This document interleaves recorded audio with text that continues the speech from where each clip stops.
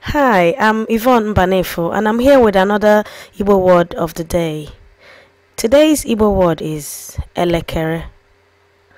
Elekere means clock. Learn how to say it by repeating after me.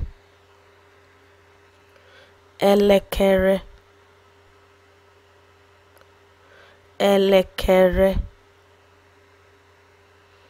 Elekere. You won't know how to say it unless you practice.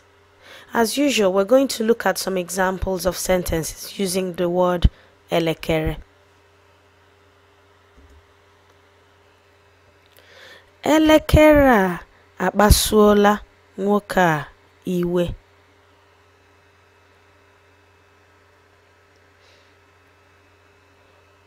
Elekere a akpasuola nwoke a iwe.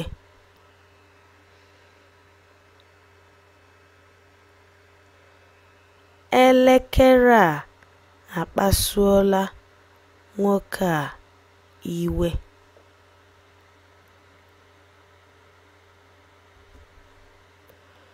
Ihu elekere ndị a bụ nke ndị mgbe ochie.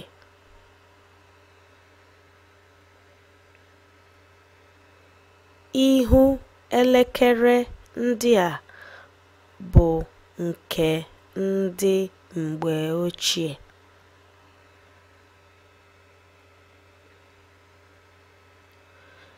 Ihu elekere ndị a bụ nke ndị mgbe ochie.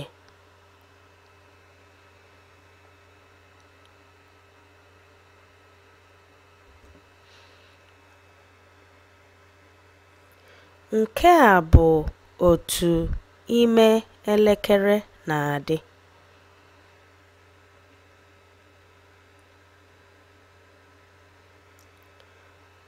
Nke a bụ otu ime elekere na-adị.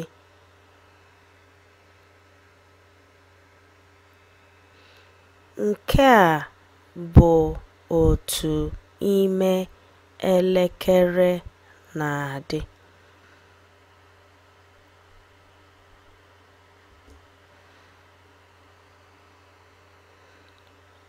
Nke a bụ elekere Big Ben.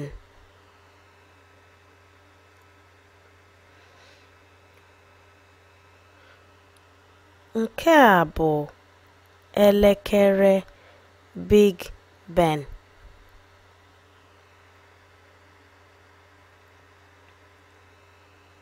Nke a bụ elekere Big Ben.